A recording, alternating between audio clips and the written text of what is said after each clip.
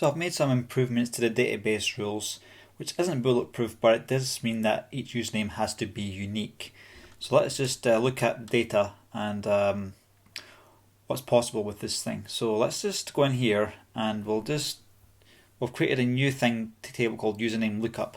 Originally I thought we could just have a query for usernames within here, within the validation rules, but it turns out that it's not possible. So we had to create this other table here.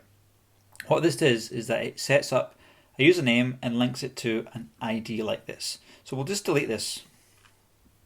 Okay. Right, and we'll also just delete our usernames like that. Okay, so I'll just click on this. Don't know why that's still there, I'll just refresh the page.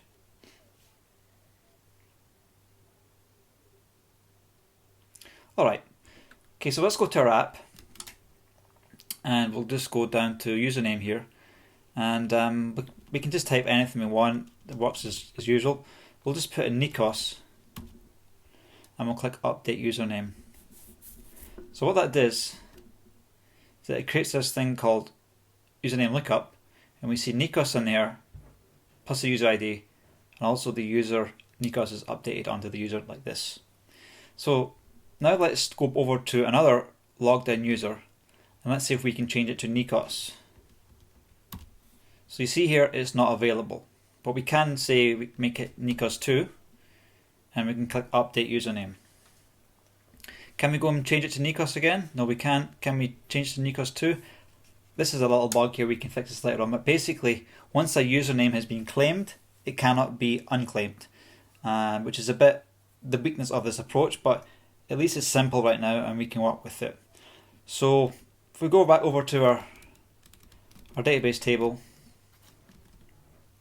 we can see the two usernames here and in here.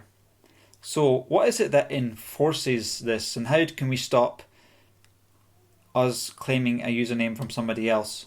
So this took me quite a lot of time to figure out today, but I think I've got it cracked. So if we go over to our rules,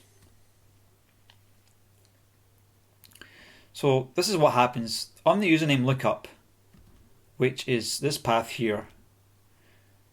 We have a thing anybody can read, which is what we need to be able to check that a username has not been taken.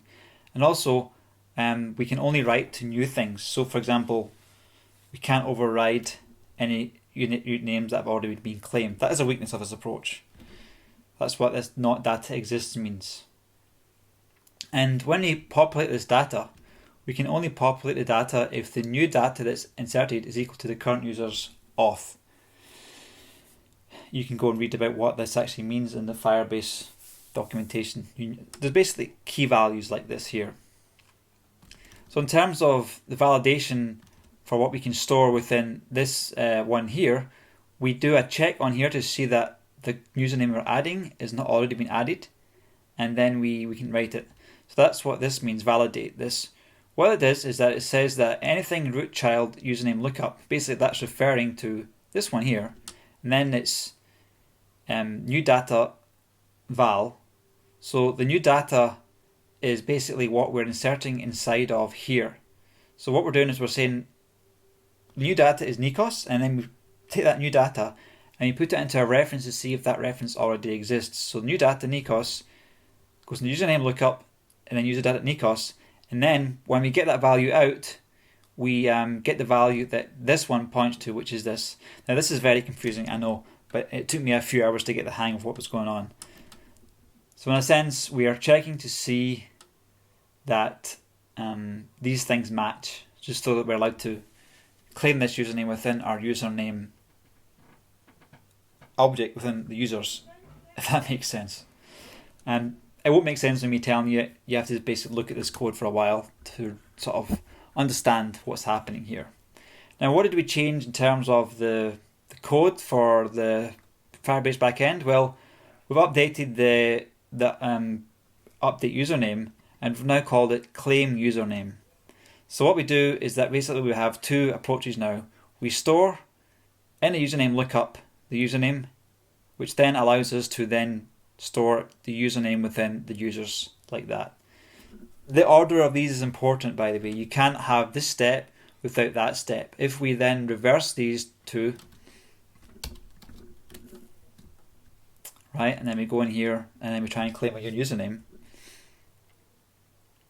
right, it's going to fail because the rule does not have, this rule must be set before this one, because this rule is a validation requirement inside of database rules in here.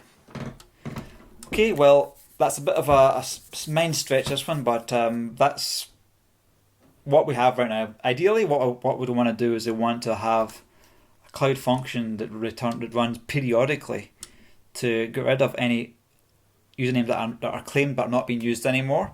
There's also other approaches I've been reading about using something called custom tokens, which I'm going to have to learn about to figure out. So anyway, if let me know if this helps, and any questions please ask below. Thanks for watching.